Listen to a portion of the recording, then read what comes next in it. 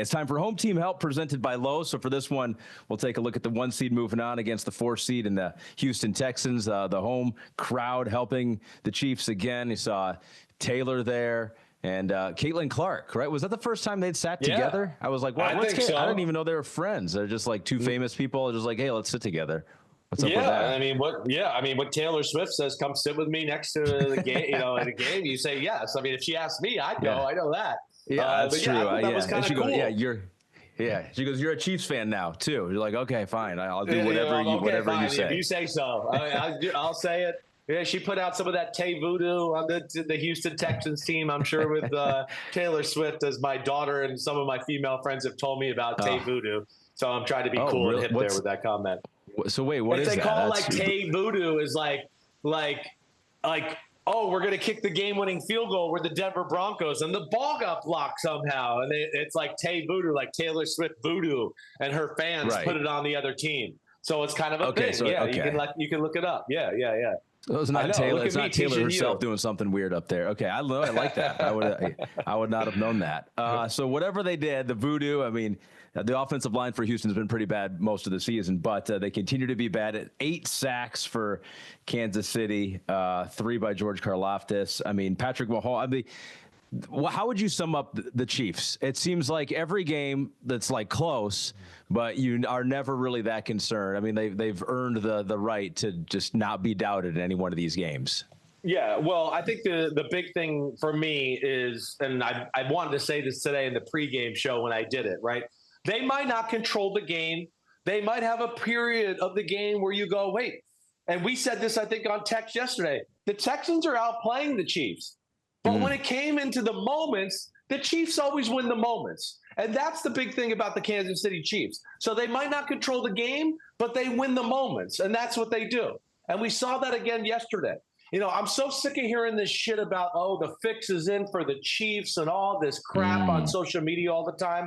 I mean, the Texans started the game off with letting them return a kick 65 yards. The Texans missed 2 field goals. The Texans did a number of dumb shit during the night. The Texans let up 8 sacks, like you just said.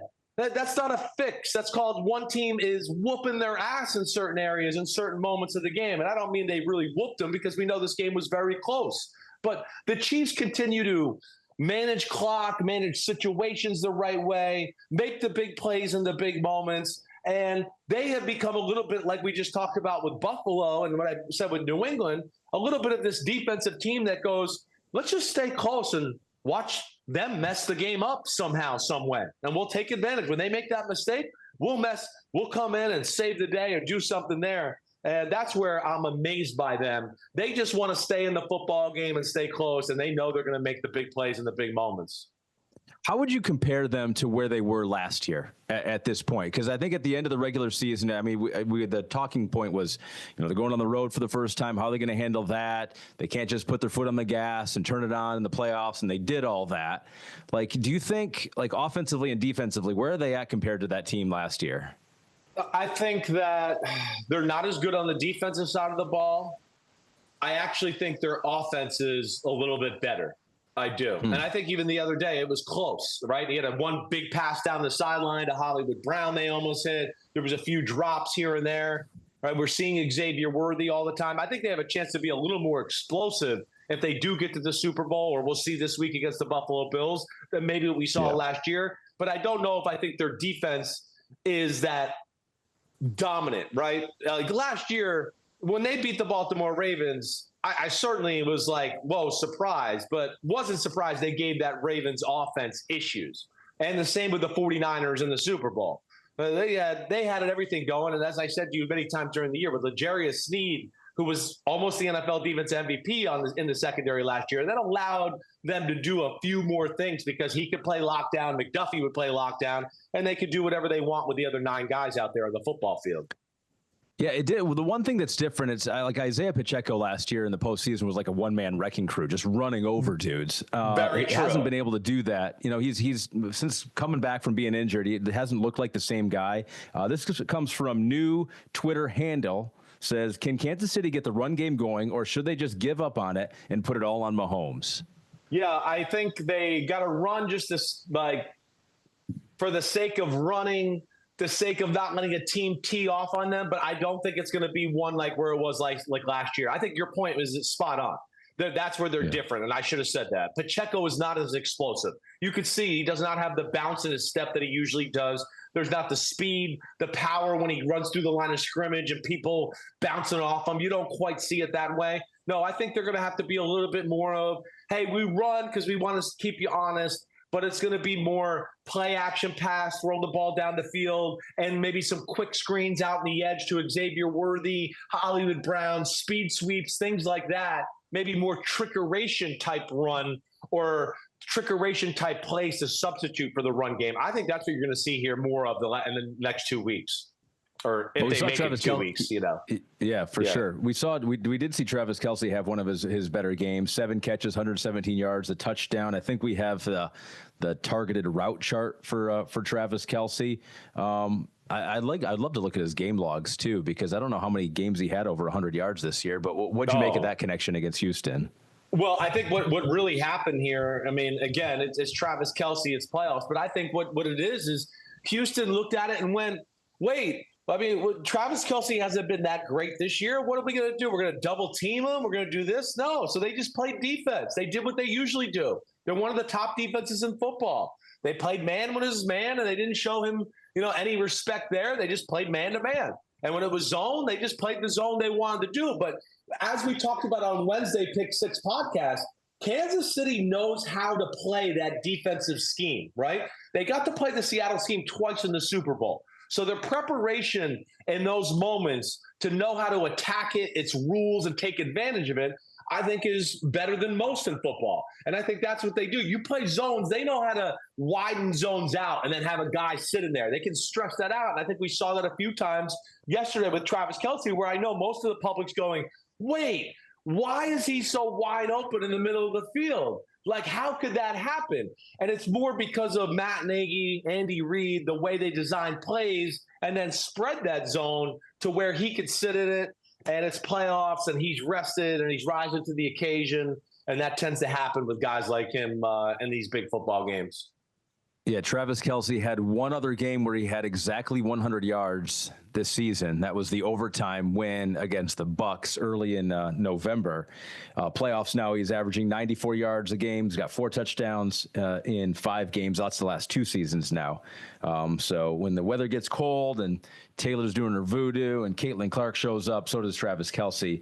Yes, he does. Maybe a little more on the defense now for the Chiefs. Obviously, Houston had a problem all season long. Next Gen Stat says here, Stroud pressured on 51% of his dropbacks, 12 pressures on 17 blitzes, including 8 from unblocked pass rushers in this one. So it's like, for Houston, this is a team that probably played one of their better games the week before to get to this one. Right. Like, is it as simple as that? Like, where they have to start with this team is fixing that offensive line next year? I don't think there's any doubt about that, right? You were watching the game yesterday. There's not a lot of weak spots on their team. They got talent everywhere, and especially if they're healthy at receiver. So you look at it and go, that's got, and it's got to be more than just we improve the offensive line physically. Again, another thing we've talked about a lot during the year is that they have to empower C.J. Stroud into the protection plan. He's got to be a part of it. Some of these plays where he gets surprised, right? Because he's not a part of it. And you don't see Josh Allen, Lamar Jackson, or Patrick Mahomes get surprised to that extent nearly as much as you see C.J. Stroud, where he's going, well, my center told me I was good. Oh, wait, here's a corner off the edge. Oh, no, I'm not. I got to make something happen. So, yes, teams figured out how to expose their pass protection plan like we alluded to so much during the year. And as the game went on, it felt like Spags got a better and better feel for it. Right. And then also, I think on top of that, some of those sacks were coverage sacks. I didn't like on some of them. I didn't sit there and go, oh, my gosh, the dam just broke. He has no time. No, as we know, with only Nico Collins being the only game breaker out there as far as a receiver, I think, Kansas City probably locked them up. The replays I saw, there was certainly some where I went, man, then nobody was there. So, of course, he's holding the ball a second, and then Chris Jones or Kalafdis or somebody's going to get there. But, hey, this was a game that Houston had it there to be stolen. They did. They had chances to win the game. Like we talked about, the Chiefs won moments. I think DeMeco Ryans made some bad decisions in the game at certain moments. Listen, I did not agree with DeMeco Ryans trying the 50-something yard field goal. I thought that was wrong. And he kind of just helped the Chiefs go down to get a few extra points there. I wasn't in agreement with that. I wasn't in agreement with DeMeco Ryans going forward on 4th and 10 at the 40-yard line. I know it was kind of no man's land, but I still, at that point, the way their defense is playing, I would have tried to punt them down and just play the field goal possession game at that moment too. I thought they made some critical mistakes, had some opportunities, didn't make that happen. But again, as we said, the Chiefs never miss opportunities, and that's what makes them so special. Houston is the first team in the Super Bowl playoff era to outgain their opponent by at least 100 yards, have no turnovers, and lose. Teams were 46-0 prior to that. How about that? Yeah. Right? That's how unusual this one was. It is. But again, I think when you get back into, we missed 2 field goals, we missed an extra point, we let up a big kick return, right? Yeah. We got turnover on downs. There's a number of things you can point to and go, yeah, you didn't turn the ball over, but you messed up some big spots in the football game. Yeah. And they had to go against the referees. And there's no one that likes bashing referees as much as you. But although Houston actually did quite enjoy it at the end of this one. So here's the quotes, and I'll let you. Yeah. There's a couple roughing the passer, the 3rd and 8, and then the Henry Toe, the 4-yard run. So DeMeco Ryans said this, in case you haven't said it. We knew going into this game, man, it was us versus everybody. When I say everybody, I mean everybody. The naysayers, the doubt, everybody we had to go against again today. And then I believe who else was it? Was it Will Anderson that made it a little more clear that he was talking about the referees? Yeah. So what'd you make of both of those calls on Mahomes? Listen, I hate that shit, all of it. I wish they wouldn't call penalties on any of that crap anymore. I'm so sick of it. You know that. All right? But when I saw the replay, I went, well, yeah, they're going to call that. They called that all year. I hate it. But he kind of went up and he just got him in the face. And, yeah, it's Patrick Mahomes. So I wasn't shocked by it. That's consistent. Now, the other one, there was intent to crush him and to lower the crown of the helmet. Now, they missed him. They didn't hit him. Yeah. He got underneath it, right? So I don't think you should call that if he didn't make contact. But did the guy lower literally the crown of his head and try to launch and just shoot right at Mahomes' head? Yes, he did, which was stupid that he tried to do that.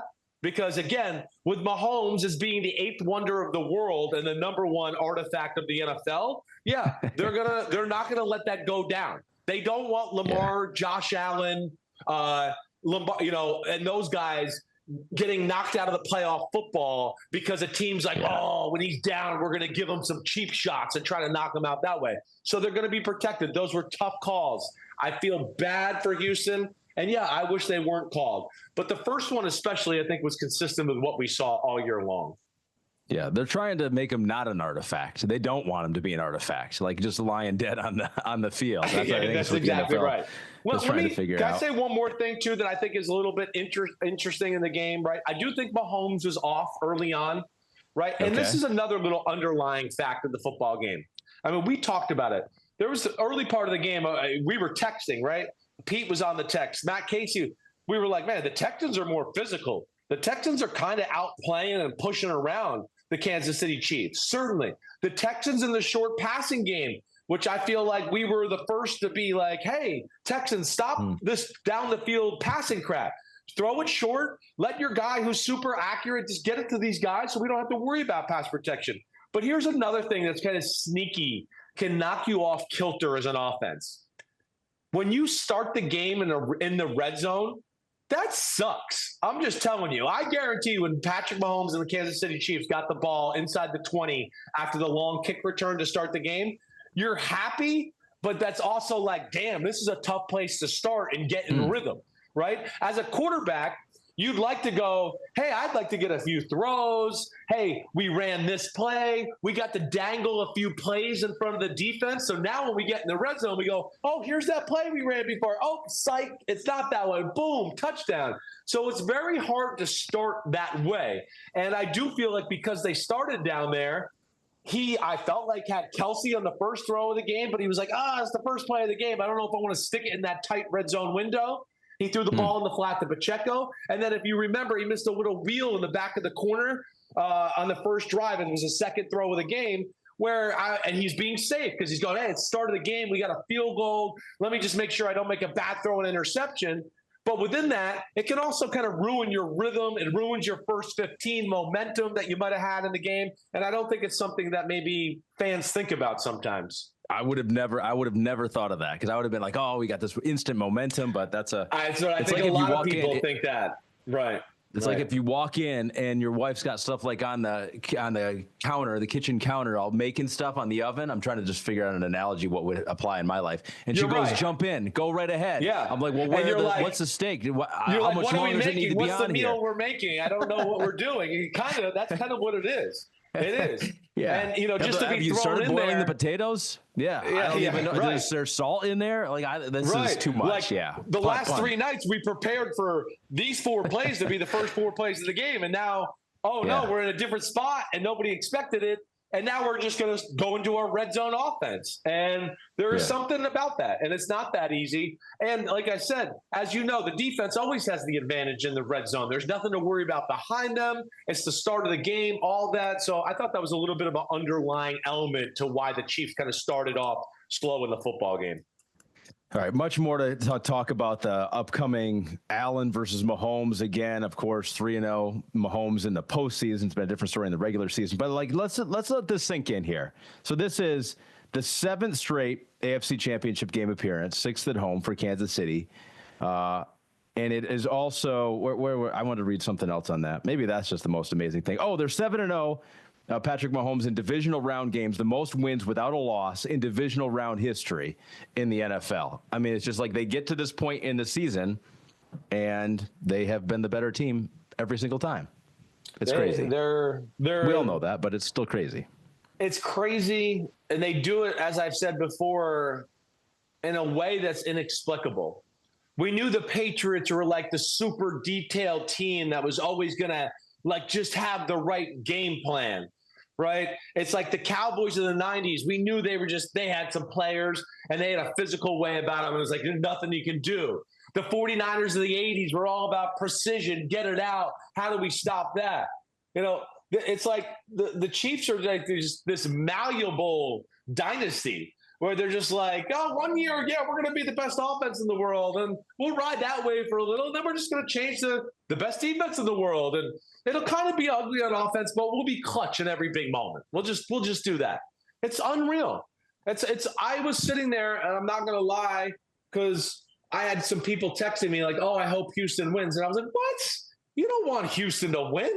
You want to see Kansas City with a chance to go for a three-peat next week to go to the Super Bowl against Josh Allen and Lamar Jackson. That's what you want.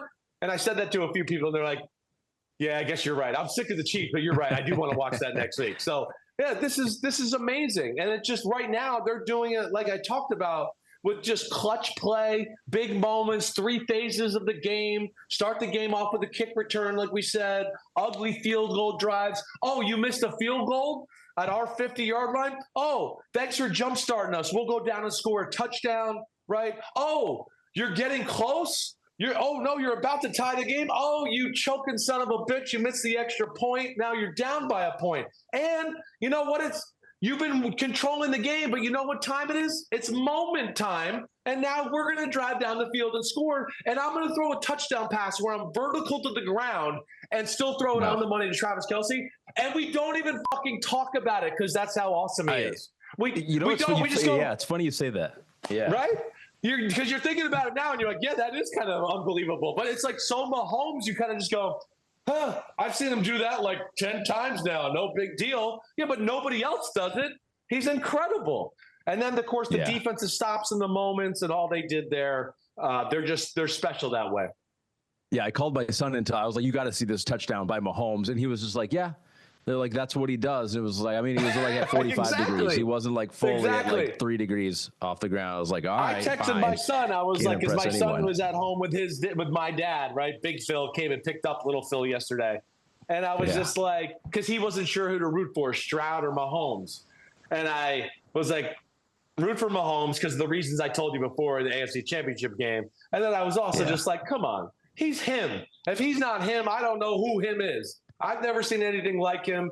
Fuck the stats and everything like that. Every big moment or big play, Patrick Mahomes has almost come through every time in his life, except for one moment in the AFC Championship game against Joe Burrow in overtime. So they got more than ice in their veins. They got ice in their veins with maybe some of your energy drinks in there too.